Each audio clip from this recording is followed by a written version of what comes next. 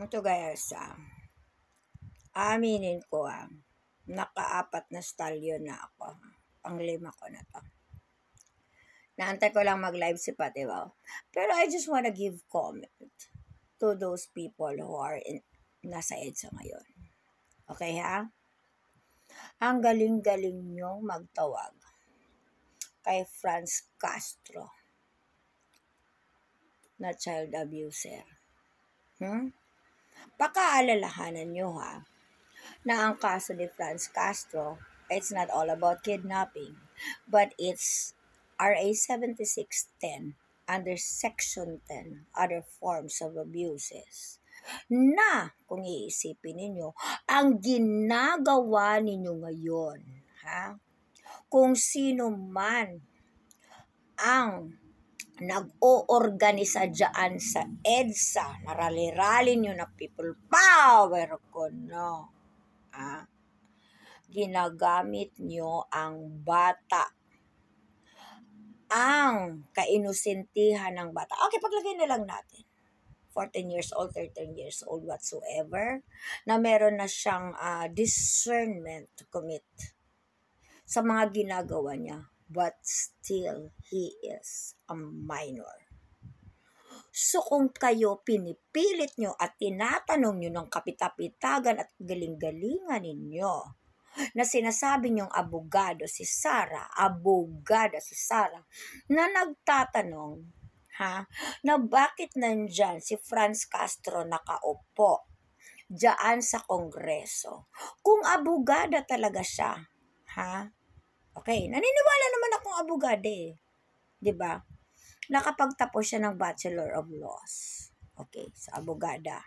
Even though paglagay na lang natin ang sitwasyon na 2003 or 2004 siya nakapagtapos at nakapasa ng bar, that's still a Bachelor of Laws. Dahil July 31, 2007 lang nag-umpisa ang Juris Doctor, na kung sino man yung pumasa ng Bachelor of Laws ay magpapakomission para magiging Juris Doctor. Okay, balik tayo sa issue. Ang sinabi ni Sara, bakit nandyan yan si Franz Castro, isang konbiktado? Walang nagdi-deny, and I am not. Hindi ko kinakampihan si Franz Castro dito. Sinasabi ko lang kung ano ang naaayon sa batas. Kung si Sara Duterte nyo ay hindi nakakaintindi sa pinapasabi ng batas na, teka lang, iinom ako kasi nagre-redors talaga ako. Teka lang. Na sinasabi ng batas na temporary liberty kung ikaw ang nag-post ng bail. So, ibig sabihin, meron kang temporary liberty na nasa labas ka at wala ka sa kulungan even if you are convicted felon. Okay? So, kung matatandaan nyo, ang nilabag ni Castro et al. Na batas ay RA 7610, Section 10, other forms of abuses. So, ibig sabihin, it's bailable. Okay, bailable. Nakapag-file ng bail ang Castro et al.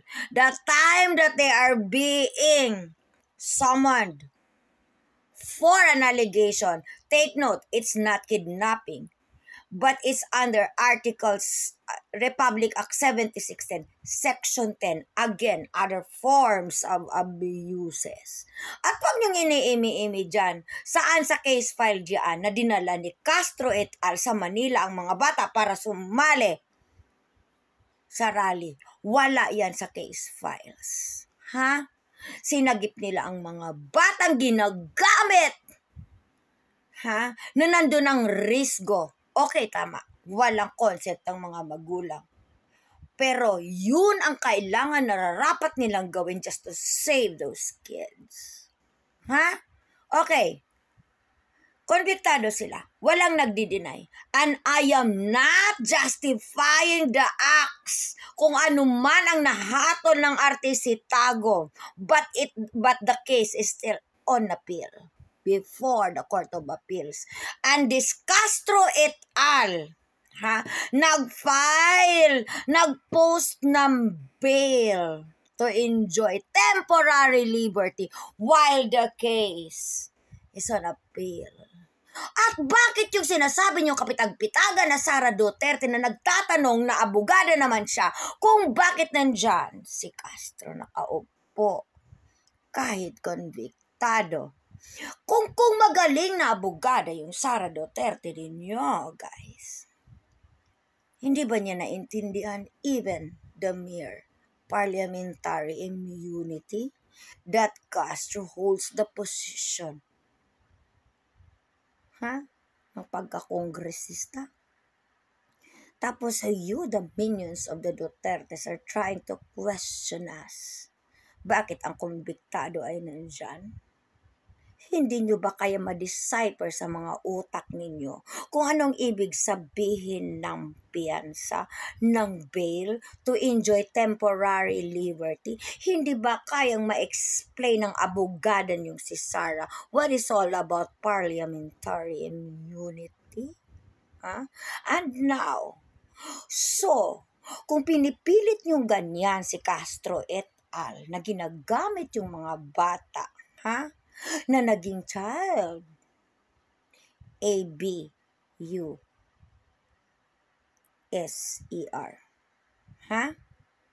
Anong ginagawa nyo sa mga batang minor de edad na pinapagsalita nyo na klarong scripted? Ang unang sinasabi ng bata na isa pa lang lumabas na sa isang pelikula. Ano ang sinasabi ng bata? Magsasalita ako dito dahil gusto kong suportahan si BBM. Dun pa lang, the script failed. And now you're using the frailness of that minor. Di ba dapat kung sino man ang organizer dyan sa EDSA, dapat di ba naisip ninyo na ang ginagawa natin ngayong nakakatanda ay para sa kabataan, hindi para gamitin ang kabataan para isusulong natin kung ano ang ating nakagustuhan? And now, you are trying to justify now, Didilis, that you are still in the orbit. Ganyan ba kayo kadesperado?